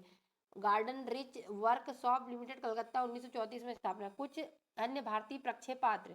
धनुष, यह जमीन से जमीन में मार करने वाले प्रक्षेपात्रों में से एक है। पृथ्वी का ही नौसैनिक रूपांतरण है। इसकी मारक क्षमता 150 किलोमीटर तथा इस पर लगभग 500 किलोग्राम आयुध प्रक्षेपित किया जा सकता है। सागरिका, यह सबमेरीन लॉन्च बैलिस्टिक मिसाइल है। समुद्र के भीतर से इसका पहला परीक्षण फरवरी 2008 में किया गया। यह परंपरागत एवं परमाणु दोनों की तरह के आयुध ले जाने में सक्षम है। इसे रक्षा अनुसंधान एवं विकास संगठन के द्वारा तैयार किया गया है। भारत ऐसा 5वां देश है जिसके पास पनडुब्बी से बैलिस्टिक मिसाइल दागने की क्षमता है। 4 अन्य देश है, यूएस, फ्रांस, रूस और चीन। अस्त्र, यह मध्यम दूरी की हवा से हवा में मार करने वाली स्वदेशी तकनीक की विकसित प्रक्षेपात्र है। इसकी मारक क्षमता 10 से लेकर 25 किलोमीटर है। यह भारत का प्रथम हवा से हवा में मार करने वाला प्रक्षेपात्र है। ब्रह्मोस, यह भारत एवं रूस की संयुक्त परियोजना के तहत विकसित किया जाने वाला प्रक्षेपात्र है। इसका नाम ब्रह्मोस भारत की नदी ब्रह्मपुत्र के ब्रह्म तथा रूस की नदी मोस्कोवा के मोस से मिलकर बना है। यह सतह से सतह में मार करने वाला मध्यम दूरी का सुपरसोनिक क्रूज मिसाइल है। इसका प्रथम सफल परीक्षण जून 2001 में किया गया। इसका तीसरा सफल परीक्षण मार्च 2009 में किया गया। यह भी दागो और भूल जाओ की पद्धति पर विकसित किया गया है। इस क्रूज मिसाइल को जून 2007 में भारतीय थल सेना में सम्मिलित किया गया है। लगभग 290 किलोमीटर तक 200 किलोग्राम वजनी परमाणु बम ले जाने के में सक्षम ब्रह्मोस ध्वनि की लगभग 3 गुना तेज गति से चलती है। प्रद्युम्न यह प्रक्षेपात्र दुश्मन के प्रक्षेपात्र को हवा में बहुत ही कम दूरी पर मार गिराने में सहायक है। यह एक इंटरसेप्टर प्रक्षेपात्र है। भारत ने स्वदेश निर्मित advance air defence AAD-02 missile का परीक्षण ओडिशा के पूर्वी तट पर स्थित एकीकृत परीक्षण रेंज से 6 दिसंबर 2007 को किया। एंटी रेडिएशन मिसाइल रुद्रम, इस मिसाइल को भारत ने रक्षा अनुसंधान और विकास संगठन DRDO द्वारा डिजाइन और विकसित किया गया। रुद्रम मिसाइल का परीक्षण ओडिशा के बालासोर में सुखोई 30 लड़ाकू विमान से किया गया। रुद्रम मिसाइल भारतीय वायुसेना के लिए वायु सीमाओं की प्रभावी रूप से रक्षा करने दुश्मन की वायु रक्षा प्रणाली को ध्वस्त करने के लिए एक महत्वपूर्ण हथियार है। बैलिस्टिक मिसाइल बैलिस्टिक से आशय ऐसे प्रक्षेपास्त्र से है जिसमें किसी वस्तु को प्रक्षेपित करने की आवश्यक बल लगाया जाए, किंतु जमीन पर स्थित लक्ष्य पर गिरने के लिए उसे गुरुत्वाकर्षण के सहारे छोड़ दिया जाए। क्रूज मिसाइल इस श्रेणी के मिसाइल अपने लक्ष्य को खोज कर प्रहार करती है। युद्ध टैंक अर्जुन इसका विकास रक्षा अनुसंधान एवं विकास संगठन द्वारा किया गया। इस युद्ध टैंक की गति अधिकतम 70 किलोमीटर प्रति घंटा तक हो सकती है। यह रात के अंधेरे में भी काम कर सकता है। इस टैंक में लगा एक विशेष प्रकार का फिल्टर जवानों को जहरीली गैसों एवं विकिरण प्रभाव से रक्षा करता है। यह फिल्टर का निर्माण बार्क ने किया है। अर्जुन टैंक को विधिवत रूप से भारतीय सेना में शामिल कर लिया गया है। T-90S भीष्म टैंक इसका निर्माण चेन्नई के समीप आवड़ी टैंक कारखाने में किया गया है। यह 4 किलोमीटर के दायरे में प्रक्षेपास्त्र दाग सकता है। यह दुश्मन की प्रक्षेपास्त्र से स्वयं को बचाने की क्षमता रखता है तथा जमीन में बिछाई गई बारूदी सुरंगों से भी अपनी रक्षा करने में सक्षम रखता है। हल्के लड़ाकू विमान तेजस यह स्वदेश निर्मित प्रथम हल्का लड़ाकू विमान है। इसकी विकास में हिंदुस्तान एरोनॉटिकल लिमिटेड हाल की महत्वपूर्ण भूमिका रही है। इसमें अभी तक GE-404 America company general electronics का इंजन लगा है, जिसे भविष्य में स्वदेश निर्मित कावेरी इंजन लगाकर हटाया जाएगा। विश्व के सबसे कम वजन वाले बहुआयामी सुपरसोनिक लड़ाकू विमान 600 किलोमीटर प्रति घंटे की उड़ान भरती है और हवा में धरती पर तथा हवा से समुद्र में मार करने में सक्षम है। पायलट रहित प्रशिक्षण विमान निशांत यह स्वदेश तकनीक से निर्मित पायलट रहित प्रशिक्षण विमान है। इसमें इसे जमीन से 160 किलोमीटर के दायरे में नियंत्रित किया जा सकता है। इस विमान का मुख्य उद्देश्य युद्ध क्षेत्र में पर्यवेक्षक और टोह लेने की भूमिका का निर्वाह करना है। पायलट रहित विमान लक्ष्य इसका विकास रक्षा अनुसंधान एवं विकास संगठन के द्वारा किया गया। इसका उपयोग जमीन से वायु तथा वायु से वायु में मार करने वाले प्रक्षेपास्त्रों से तथा तोपों से निशाना लगाने के लिए प्रशिक्षण देने हेतु लक्ष्य के रूप में प्रयोग किया जाता है। यह जेट इंजन से चलता है तथा 10 बार प्रयोग में लाया जा सकता है। 100 किलोमीटर के दायरे में इसे रिमोट से नियंत्रित किया जा सकता है। इसका प्रयोग तीनों सेनाओं द्वारा किया जा सकता है। एडवांस लाइट हेलीकॉप्टर ध्रुव इसे भी DRDO द्वारा विकसित किया गया है। अधिकतम 245 किलोमीटर प्रति घंटे की गति से उड़ान भरने वाला एक हेलीकॉप्टर 4 घंटे में आकाश में रहकर 800 किलोमीटर की दूरी तय कर सकता है। यह 2 इंजन वाला हेलीकॉप्टर है जिसमें 2 चालकों सहित 14 व्यक्तियों को ले जाया जा सकता है। IL-78 यह आसमान में उड़ान के दौरान लड़ाकू विमानों में ईंधन भरने वाला प्रथम विमान है, जिसे भारत ने मार्च 2003 में उज्बेकिस्तान से प्राप्त किया। इस विमान में 35 टन वैमानिकी ईंधन के भंडारण की सुविधा है। आगरा के वायु सैनिक अड्डे पर इन विमानों को रखने की विशेष व्यवस्था है। काली 5000 का विकास बार्क द्वारा किया जा रहा है। यह एक शक्तिशाली बीम अस्त्र है जिससे कई गीगावाट शक्ति की माइक्रोवेव तरंगें उत्सर्जित होंगी, जो शत्रु के विमानों व प्रक्षेपास्त्रों पर लक्षित करने पर उनकी इलेक्ट्रॉनिक प्रणालियों और कंप्यूटर चिप्स को समाप्त करके उन्हें ध्वस्त करने के लिए सक्षम होंगी। विकासा विकासा विकास विनाका यह मल्टी बैरल रॉकेट लॉन्चर है। स्वदेशी तकनीक से DRDO द्वारा विकसित किया गया यह रॉकेट प्रक्षेपक को ARDE पुणे में निर्मित किया गया है तथा इसका नाम भगवान शंकर के धनुष पिनाका नाम है। हाँ, पिनाक के नाम पर पिनाका रखा गया है। इसके द्वारा मात्र 40 सेकेंड में ही 100 किलोग्राम वजन के एक दाद पर 12 रॉकेट प्रक्षेपित किए जा सकते हैं, जो कम से कम 7 और अधिक से अधिक 39 किलोमीटर दूर तक दुश्मन के खेमे को तबाही मचा सकता है। विविध स्टील्थ स्टील्थ स्टील्थ प्रौद्योगिकी स्टील्थ वायुयान और स्टील्थ जहाज का विकास स्टील्थ प्रविधि पर आधारित है। यह तकनीक सैन्य युक्तियों का एक पहलू है। इस तकनीक के द्वारा वायुयान जहाज पनडुब्बियों मिसाइल और उपग्रहों को रडार इंफ्रारेड सोनार व अन्य खोजी पद्धतियों की पहुंच से अदृश्य बनाया जाता है। यह तकनीक का विकास द्वितीय विश्व युद्ध के दौरान जर्मनी ने किया था। होटर्न हो 229 को प्रथम स्टील्थ एयरक्राफ्ट कहा जाता है। संयुक्त राष्ट्र अमेरिका के सुप्रसिद्ध आधुनिक स्टील्थ वायुयान में F-117 नाइटवॉक, द B-2 स्पिरिट व द F-22 रैप्टर और F-35 लाइटिंग 2 शामिल है। रडार का एंटीना प्रतिबिंब के आने का समय मापता है और उस सूचना के आधार पर यह बताता है कि वस्तु कितनी दूरी पर है।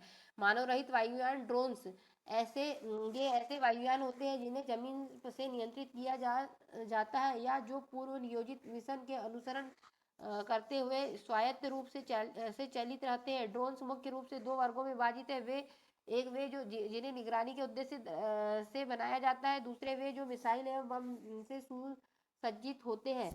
वे सैन्य वायुयान से काफी सस्ते होते हैं जो और रिमोट कंट्रोल द्वारा उड़ाए जाते हैं। यह फ्लाइट कर्मी का कोई खतरा नहीं होता। ड्रोन के संचालन में एक व्यक्ति ड्रोन को उड़ाता है, दूसरा कैमरे के एवं संवेदकों का संचालन एवं निगरानी करता है और तीसरा व्यक्ति युद्ध क्षेत्र में सैनिक कर्मियों के साथ संपर्क में बना रहता है। अस्त्रों से सुसज्जित ड्रोन का इस्तेमाल पहली बार बाल्कन युद्ध में किया गया, लेकिन इसमें इस्तेमाल से आसातीत वृद्धि अफगानिस्तान, इराक और पाकिस्तान में हुई है।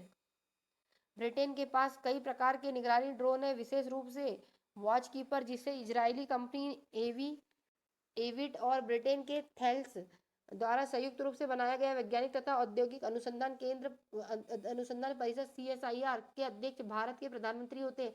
CSIR council of scientific and industrial research की स्थापना 1942 में हुई थी। इसका मुख्यालय नई दिल्ली में है। विक्रम साराभाई अंतरिक्ष केंद्र की स्थापना तिरुवनंतपुरम तुम्बा गांव में 1963 में की गई। इस स्थान का चुनाव करने का प्रमुख कारण यह था कि यह केंद्र भू चुंबकीय विद्युत विषुवत रेखा पर स्थित है। पृथ्वी पश्चिम से पूर्व की ओर घूर्णन करती है और इसी का लाभ उठाने के लिए कृत्रिम उपग्रहों को पश्चिम दिशा से पूर्वी दिशा में प्रक्षेपित किए जाते हैं। परकनली शिशु के मामले में निषेचन परकनली के अंदर होता है। इसके बाद भ्रूण को माता के गर्भ में रखा जाता है।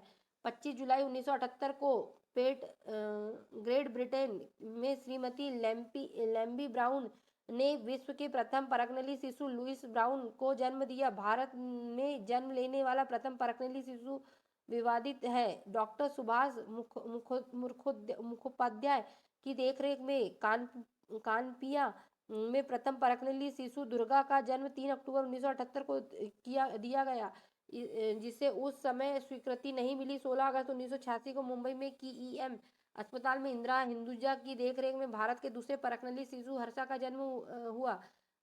मुखोपाध्याय के साथ हुए विवाद के कारण कुछ रिकॉर्ड हर्षा को भारत का प्रथम परकनली शिशु मानता है। इयान विलुम्त जो रोजलिंग इंस्टीट्यूट स्कॉटलैंड के वैज्ञानिक थे ने 5 जुलाई 1996 को सर्वप्रथम एक वयस्क भेड़ की कोशिका को लेकर डॉली नामक क्लोन का निर्माण किया। 1953 में सर्वप्रथम बाईपास सर्जरी का प्रयोग US में हुआ था। 3 दिसंबर 1967 को हृदय का प्रथम प्रत्यारोपण दक्षिण अफ्रीका के डॉक्टर क्रिश्चियन बर्नार्ड ने किया था। कैप टाउन के हॉस्पिटल ग्रेट सूर में यह ऑपरेशन हुआ, जिसमें डेनिस डार्वे नामक 25 वर्षीय महिला का हृदय 53 वर्षीय लेविस वारस्की को प्रत्यारोपित किया गया। अब रूपांतरण एक ऐसी प्रक्रिया है जिसके द्वारा कैंसर कोशिका में और अधिक विभाजन का सफलतापूर्वक संदामन किया गया। मौसम संबंधी परिवर्तनों के बारे में जानकारी प्राप्त करने के लिए हीलियम गैस से भरे गुब्बारे का प्रयोग में लाए जाते हैं। किसी वस्तु के त्रिविमीय प्रतिरूप को अंकित एवं पुनरावृत्ति करने की तकनीक का नाम होलोग्राफी है।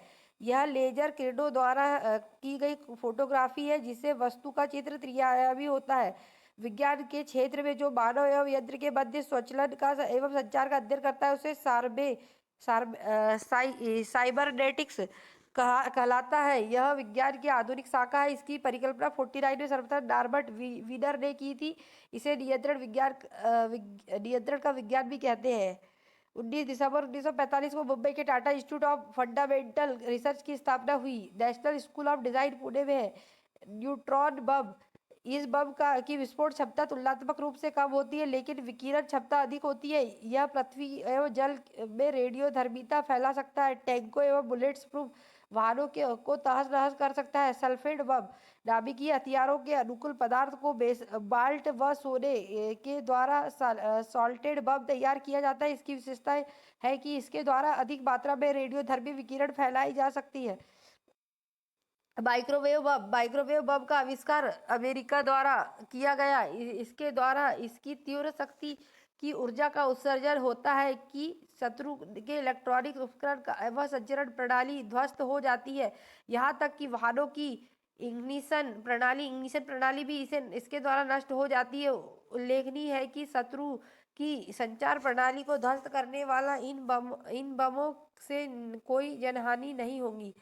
वैक्यूम बम, अमेरिका के रक्षा अनुसंधान वैज्ञानिकों ने ऐसी थर्मोबैरिक प्रणाली का सफल परीक्षण किया है, जिसके द्वारा रासायनिक एवं जैविकीय शस्त्रों के भंडारों पर अति उच्च तापमान सृजित करके उन्हें बेकार किया जा सकेगा। इस प्रकार की शस्त्र प्रणाली को पहले वैक्यूम बम के नाम से जाना जाता था।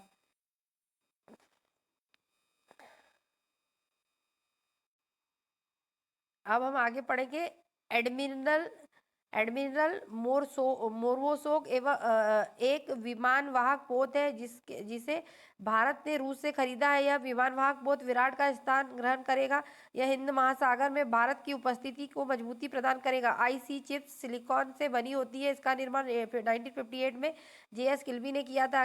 के कंप्यूटर जापान द्वारा विकसित सर्वाधिक तीव्रता के साथ चलने वाला कंप्यूटर। इसकी गति 8.3 पेंटाफ्लॉप्स प्रति सेकंड है। सागा 220 इसरो द्वारा विकसित भारत का सर्वाधिक तेज गति से चलने वाला सुपर कंप्यूटर है, जिसे 2 मई 2011 को विक्रम साराभाई अंतरिक्ष केंद्र में स्थित सतीश धवन सुपर कंप्यूटर प्रयोगशाला में स्थापित किया गया। कंपनी और उसके मुख्यालय। वोडाफोन का मुख्यालय यूनाइटेड किंगडम लंदन में है। एडोब का कैलिफोर्निया में है। सिस्टम का अमेरिका में। सैमसंग का साल्वोस दक्षिण कोरिया में है। हेवलेट पोकर का पोर्लो आल्टो अमेरिका में है। हिटाची चियोडा टोक्यो में है। आईबीएम का अरमांक अमेरिका में है। सोनी का और तोशिबा का मिनाटो जापान में है। पैनासोनिक का कार्डोमा जापान में है। डेल का रॉक अमेरिका में है। वालमार्ट का अमेरिका में है। नोकिया का ईसापुर फिनलैंड में है। लेनोवो का बीजिंग चीन में है। फिलिप्स का एसरडम नीदरलैंड में है। और एसर इन का न्यू ताइपेई ताइवान में है। याहू का सन्नीवेल अमेरिका में है। गूगल का माउंटेन व्यू अमेरिका में है। मित्सुबी का टोक्यो जापान में है। कोडक का रोचेस्टर अमेरिका में है। पुंजी फिल्म का टोक्यो जापान में है। इंटेल का सेंटा क्लारा अमेरिका में है। कैनन इनका ओतुकू जापान में है। एप्पल इनका कपुरटिनो अमेरिका में। माइक्रोसॉफ्ट का रेडमॉन्ड अमेरिका में है। अब कोरोनोग्राफ अंतरिक्ष में उड़ने वाले तूफानों की पूर्व जानकारी उपलब्ध कराने वाले उपकरण को कोरोनोग्राफ कहते हैं। इनकी उपकरण की क्षमता की सहायता से सूर्य से 9 बड़े तूफानों का पता लगाया गया, जिन्हें कोरोनल मास इंजेक्शन कहा जाता है। पॉलीग्राफ झूठ बोलने वाले व्यक्ति की वाली मशीन को पॉलीग्राफ कहते हैं। झूठ पकड़ने वाली मशीन को पॉलीग्राफ कहते हैं। पॉलीग्राफ मशीन, यह मशीन शरीर से होने वाली 4 भौतिक गतिविधियों का एक साथ ग्राफिक्स तैयार करती है। यह मशीन इस सिद्धांत पर आधारित है कि मनुष्य के दिमाग में जो कुछ होता है उसका प्रभाव भौतिक गतिविधियों पर अवश्य पड़ता है। फैक्स, इसका पूरा नाम फॉर अवे जेरोक्स है। इसे एक स्थान से दूसरे स्थान पर जेरोक्स कॉपी भेजा जा सकता है। रेवा भारत की प्रथम बैटरी से चलने वाली कार है। जी एजेंट यह एक प्रकार का रसायन है जिसका उपयोग दूध में मिलावट का पता लगाने में किया जाता है। री एजेंट का यह रसायन में एक बूंद का प्रयोग करके मात्र एक ही सेकंड में पता चल जाता है कि दूध प्राकृतिक या सिंथेटिक है। सीडी स्ट्रीम, यह सरसों के तेल में बटर येलो को मिलावट की जांच का के लिए विकसित की गई एक तकनीक है। इस तकनीक के तहत मिलावट की जांच हेतु रसायन युक्त एक छोटे से कागज पर एक बूंद डालने के बाद यदि वह गुलाबी हो जाए तो तेल, बटर, येलो की मिलावट की पुष्टि हो जाएगी।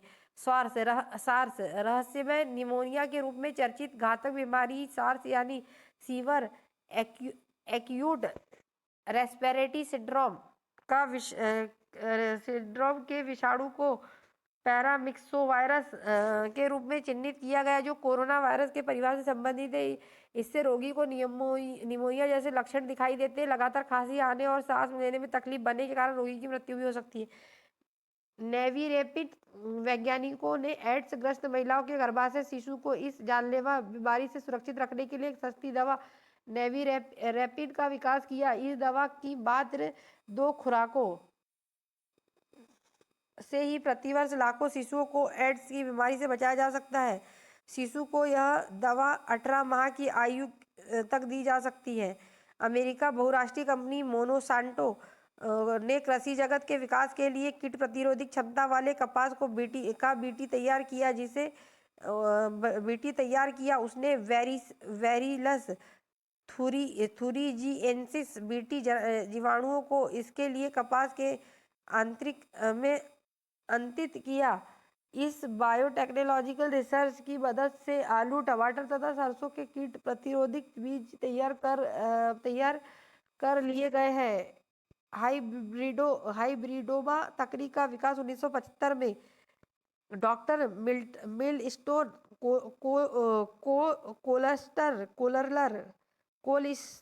कोलिस्लर ने जर्मे द्वारा किया गया। इस तकनीक द्वारा एक क्लोनी प्रतिरोधी का वाणिज्यिक उत्पादन किया गया। टर्मिनेटर बीज जेनेटिक इंजीनियरों द्वारा तैयार किया गया एक ऐसा बीज है जिसमें अंकुरन से सीधे पौधे तैयार हो जाते हैं, किंतु उसमें अंकुलक्षण बीज का उत्पादन नहीं हो सकता। इकोमार्क उन भारतीय उत्पादों को दिया जाता है जो पर्यावरण के लिए अनुकूल होते हैं। यह भारत सरकार के पर्यावरण एवं वन मंत्रालय द्वारा दिया जाता है। टेस्ट ट्यूब बेबी तकनीक के जनक प्रोफेसर सर रॉबर्ट एडवर्ड 1925 से 1913 थे। इन्होंने कैम्ब्रिज विश्वविद्यालय की प्रयोगशाला में 1968 में इस तकनीक का आविष्कार किया। तत्पश्चात 1978 में इसे निरंतर प्रयासों के फलस्वरूप ओल्ड हेड जनरल अस्पताल में लुइस ब्राउन नामक एक प्रथम टेस्ट ट्यूब बेबी का जन्म संभव हुआ। इसके लिए एडवर्ड को 2010 में चिकित्सा में नोबेल पुरस्कार से सम्मानित किया। डॉक्टर द्वारा प्रयुक्त होने वाला स्टेथोस्कोप, जिसे आला भी कहा जाता है, ध्वनि तरंगों के अध्यारोपण के सिस्टम पर कार्य करता है। यह यंत्र के माध्यम से डॉक्टर हृदय तथा फेफड़ों के रोगों का पहचान करता है। भारतीय अंतरिक्ष प्रयोगों के कार्यान्वयन का सही कालानुक्रम इस प्रकार है। टेर एलएस प्रोग्राम 1974 में ईस्वी में satellite instruction television experiment sites programme अगस्त 1975 में अमेरिका उपग्रह ATS-6 की सहायता से संचालित किया गया। Satellite telecommunication experiment project STEP programme का कार्यान्वयन इसरो तथा डाकघर विभाग के द्वारा फ्रांस, जर्मनी के सैम्फोनिया उपग्रह के सहयोग से 1977 से 1979 तक किया गया। Ariane passenger payload experiment Apple Bharat का प्रथम भू-स्थिर प्रायोगिक संचार उपग्रह था, जो 19 जून 1981 को प्रक्षेपित किया गया। स्टेम सेलों का अनुसंधान बहुत महत्वपूर्ण है, क्योंकि स्टेम सेल से एक महत्वपूर्ण भ्रूण के निर्माण की वृहद क्षमता निहित है। इसमें विभिन्न रोगों के निजात में सहायता मिलती है। स्टेम कोशिका संबंधी अनुसंधान में मधुमेह, अल्जाइमर रोग,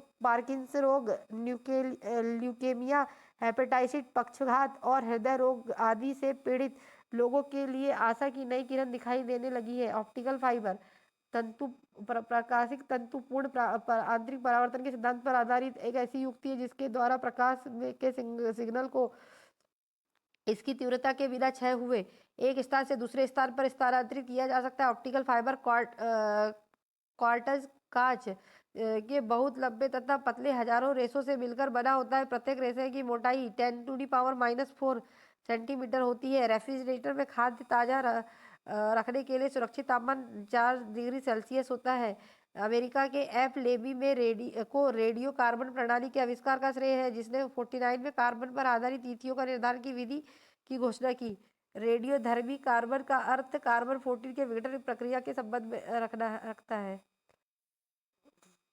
व्यक्तियों की जेनेटिक स्तर की पहचान के इस्तेमाल तकनीक को ही एन फिंगरप्रिंट अथवा डीएन फिंगर प्रोफाइलिंग कहते हैं। डीएनए प्रोफाइलिंग टेक्नोलॉजी से जले हुए तथा पहचान में न आने वाले मृत शरीरों की पहचान की जा सकती है। डीएनए प्रोफाइलिंग के लिए मुख्य रूप से जैविकी नमूने की जरूरत पड़ती है। जैविकी नमूने में खून के धब्बे, जड़ सहित बाल का टुकड़ा, वीर्य, त्वचा, कोशिका, मुंह का पर रखा कपड़ा, लार, अस्थिमज्जा अथवा किसी ऊतक की कोशिका शामिल किया जा सकता है।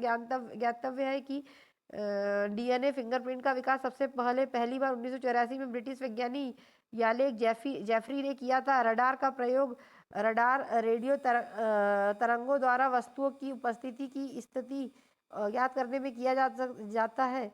इसके द्वारा यह भी पता लगाया जाता है कि वायुयान की गति तथा दिशा की क्या स्थिति है। विश्व का प्रथम ताप उष्मीय विलवणीकरण संयंत्र भारत के लक्षद्वीप की राजधानी कवाती में संस्थापित किया गया है। यह प्रतिदिन 1 लाख मीटर अलवण जल का उत्पादन करता है। कैसिनी नासा द्वारा शनि तथा उसके उपग्रह के अध्ययन हेतु प्रक्षेपित रोबोटिक्स अंतरिक्ष यान है। अंतर्राष्ट्रीय ताप नाभिकीय प्रायोगिक reactor, international thermonuclear experimental reactor संचलन ऊर्जा की संभावनाओं को प्रदर्शित करने हेतु संयुक्त अंतर्राष्ट्रीय अनुसंधान एवं विकास परियोजना है। इस परियोजना में यूरोपीय संघ, जापान, चीन, भारत, दक्षिण कोरिया, रूसी संघ एवं संयुक्त राष्ट्र अमेरिका की सहभागिता है। यह परियोजना दक्षिण फ्रांस के कद्रास नगर में है। अंतर्राष्ट्रीय अंटार्कटिक महासागर अनुसंधान संस्थान NCAOR गोवा ने हिमालय में काफी ऊंचाई पर एक अनुसंधान केंद्र, ध्रुवीय एवं क्रायोस्फीयर रिसर्च PACER स्थापित किया, जिसे हिमांश कहा जाता है। 13,500 फीट 4,000 मीटर से अधिक के ऊपर स्पीति हिमाचल प्रदेश में एक सुदूर स्थान पर स्थित है। भारत का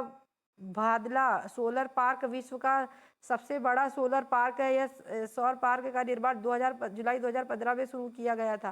तेलंगाना में पेदापल्ली जिले में रामागुंडम में NTPC द्वारा भारत का सबसे बड़ा 100 मेगावाट संयंत्र विकसित किया जा रहा है। हरियाणा के ग्वाल पहाड़ी में भारत व फ्रांस के सहयोग से सौर ऊर्जा अनुसंधान केंद्र की स्थापना की गई है। यह राजस्थान के जोधपुर जिले में एक सौर तापीय ऊर्जा केंद्र की स्थापना की गई है। अक्षय ऊर्जा के इस्तेमाल को बढ़ावा देने के और एक कदम बढ़ाते हुए दीव मार्च 2018 में प्रारंभ सौर ऊर्जा से 100% विद्युत 100% चलने वाला देश का पहला केंद्रीय शासित प्रदेश बन गया। गौरतलब है कि दीव का क्षेत्रफल 40 वर्ग किलोमीटर है। जमीन की कमी के बावजूद 550 एकड़ से भी अधिक जमीन पर सोलर पावर प्लांट लगाए गए हैं। प्रमुख आधुनिक आविष्कार एवं आविष्कारक LED के आविष्कारक है नील होले डियाक, बसीरगढ़ का जेम्स पाकल, मोबाइल फोन का मार्टिन कपूर, जेट इंजन का फ्रैंक व्हिटले, लेजर का TH मेमन, परमाणु बम का J रॉबर्ट ओपनहियर, प्रक्षेपास्त्र का वर्नर वॉन ब्रान, हाइड्रोजन बम का एडवर्ड टेलर, न्यूट्रॉन बम का Samuel T Cohen, electronic computer का एकर्ट एयर मार्सली, सुपर कंप्यूटर का H कैबरलिंथ। अब आगे बढ़ेंगे कुछ प्रमुख आधुनिक आविष्कार एवं आविष्कार टेलीविजन का JL बेयर्ड, रडार का आधुनिक Taylor and Young, gas engine का डैमलर, डीजल इंजन का रूडोल्फ। कुछ प्रमुख संस्थाएं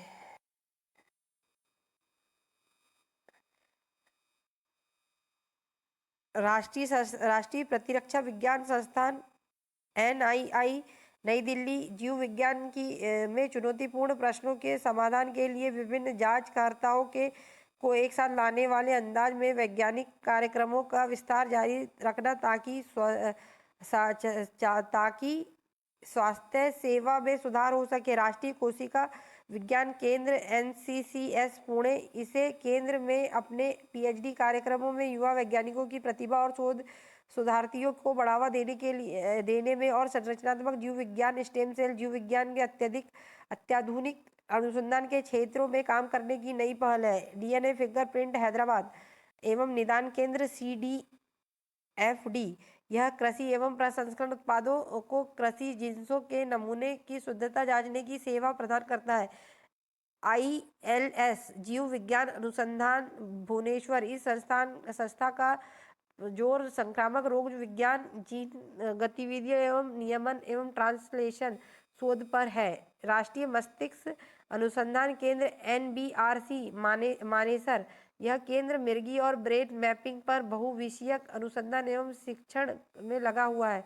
राजीव गांधी जैव प्रौद्योगिकी केंद्र RGCB तिरुवनंतपुरम यह केंद्र गंभीर रोगों के जीव विज्ञान, तीव्र रोगों के जीव विज्ञान तथा रोग जैव प्रौद्योगिकी के संबंध में अनुसंधान कार्यक्रमों पर काम कर रहा है। जैव संसाधन एवं सतत विकास संस्थान IBSD इम्फाल यह संस्थान पूर्वोत्तर क्षेत्र में सामाजिक आर्थिक विकास के लिए जैव संसाधनों के संरक्षण एवं सतत उपयोग में लगा हुआ है। राष्ट्रीय जैव चिकित्सा प्रणाली जीनोमैटिक संस्थान NIBMG यह संस्थान स्वास्थ्य एवं रोगों के लिए जीनोमैकी में तीव्र लाने तथा रोगों एवं स्वास्थ्य संबंधी लक्षणों की जानकारी देने वाले जीनोमिक प्रमाण तलाशने में जुटा है। क्षेत्रीय जैव प्रौद्योगिकी केंद्र RCB राष्ट्रीय पशु जैव प्रौद्योगिकी RCB फरीदाबाद यह केंद्र विविध